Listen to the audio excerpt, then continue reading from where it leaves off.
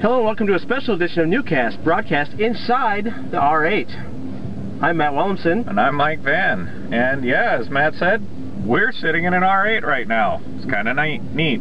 Yeah, I guess Mike did not sit in the R8 last year at the Detroit Auto Show 2007, so we figured we would at least do the intro for this podcast that we'll be doing with Catherine Helmeltag later on today.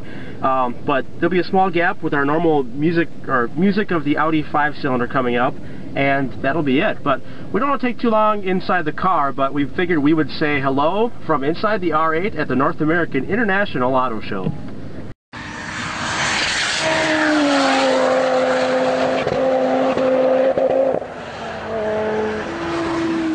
For our January 14th coverage of the 2008 North American International Auto Show, we are trying something special with our Neucast. We're actually recorded different segments in separate vehicles, so if it sounds a little cobbled together, we apologize, but we thought we'd try something new. We hope you like it, and now, on with the show. And now we find ourselves sitting in Audi's Q7 S-Line 3-liter TDI. This is your first time in a Q7, isn't it? Yeah, and actually it was my first time in an R8 before, so it's kind of a neat experience. You know, in the auto shows in the past, I've got to sit in cars that I would have never had an opportunity to otherwise, but it's a nice way to satisfy morbid curiosity. You know, I understand that's what the auto shows are for, but, you know, I think it's a little bit different when you come here during these days because they're a little bit more allowing in what you do, and there's not near as many people. Exactly, and the media previews are great.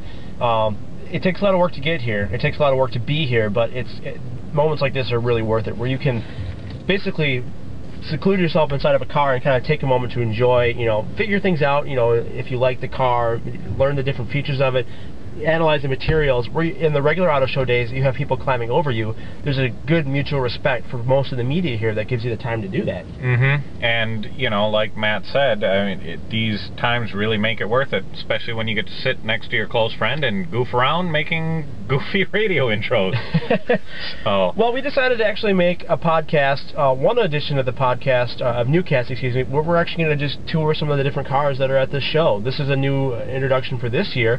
We are facing BMW. We will probably make our way over there, but I kind of want to lure Mike over to the S5 first at Audi still. And I'm going to try and lure Matt into the Clubman, so the Mini. Oh, I was already there, but we can do. Oh, well, fine. Do that. I'm still going to lure you there. Well, to be relured. That's okay. They have good people and good food over there. I did not show them my little mini car game on my iPod Touch. So, but let's take a step out and continue on to the next. We'll move on to our next vehicle. Well, after being rejected in both the 135i and the S5, we've settled on Audi's A5. No, it's not all that bad. It doesn't have the Bang & Olufsen system in here, but I gotta love Audi interior. You gotta love Audi interiors. I mean, oh yeah, the quality is, I mean, just beautiful. And the first thing I noticed when I sat in it, and Matt was going to talk about, and I feel bad stealing his thunder, is it's very much so a driver-centric cockpit. I was just astounded. I'm in love. Then you're going to love the new A4 as well, because this is basically the same interior, the same engine layout. Oh, really? Well, I knew the engine layout, but I didn't know they were going with the interior format. Correct, and that's a nice thing. I think they're kind of going after the ultimate driving machine, as we talked about the other day in Beamerform special podcast. Audi's going to be a little bit more aggressive in that market. They want to be known as the other European sport company, you know, sedan, coupe. And not to offend anyone, but BMW is definitely making it easier for them as they go away from the driver-centric cockpits.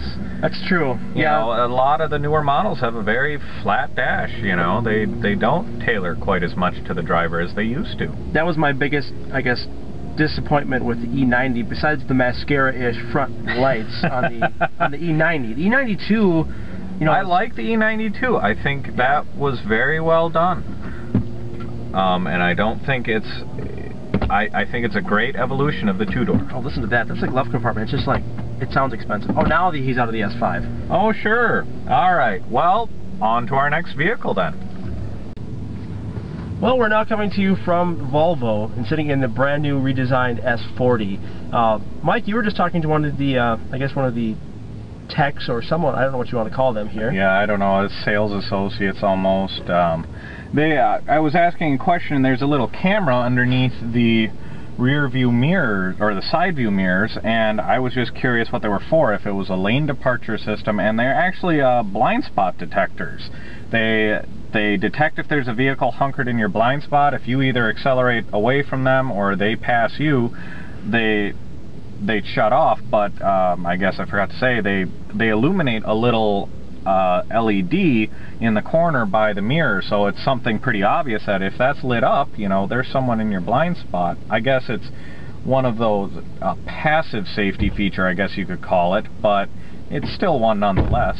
And the same sales associate that's helping us out is shutting the hood of this vehicle, so if you're going to hear a little bit of clunking. Oh, that's okay. Yeah, that's the Bliss system, B-L-I-S. I can't remember exactly. Blind. That's all I know. I know that they were talking about this last year with Brian Hilt for one of the articles he was going to work on. I'm not sure that his S40 has this system. Actually, he doesn't have that car anymore. His mom actually owns it. But yeah, before we were here, we were trying multiple times to have some time in a Mercedes. First, we got yelled at for having our bag in the car. Then secondly, the car was just a full tour of people, and then he wouldn't allow me to shut the door. So we moved on to a couple other cars, no success. We just really didn't feel welcome there. I mean, yeah, it was pretty surprising. You know, after the other places were busy, I suggested maybe we should visit Mercedes. You know, we've kind of been neglecting them this whole visit.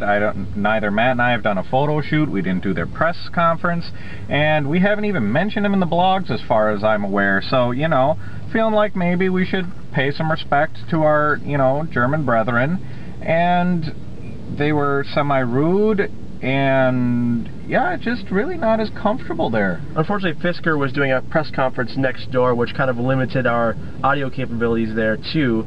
But yeah, I mean, I don't get warm, fuzzy feelings from Mercedes. I never really have coming here. BMW, people are really nice and approachable. Audi, same way. And which is kind of funny, because I've noticed a lot of the higher upscale cars you go to, the more inviting they are. Like, the most accommodating people ever were at Aston Martin. I'd have to agree with that too. And, you know, you go to Ferrari, you go to Lamborghini, they're all very nice, very accommodating. And you go look at a Solstice, and they look at you like, why are you looking at that? So, you know, which is why Mercedes seems to contradict that status quo. Well, to go back to Volvo a little bit, sorry if we lost you for a second there, I am liking their new designs. They didn't change too much. They still have their Volvo edginess, you know, their, I don't know, multi-wedge shape. It's something that's appealing to me. Yeah, I like the evolution of what it's become. It's not quite the complete box it used to be, but they kept tribute to it, but actually giving it style. Exactly. And they still have one of my favorite engine combinations in the world, a 5-cylinder, or inline-5 turbo, that unfortunately Audi is all but abandoned. I mean, the closest thing we can get right now in that brand is the 2.5-liter 5-cylinder that's in Volkswagen, Transverse, just like, unfortunately, like Volvo is. Right.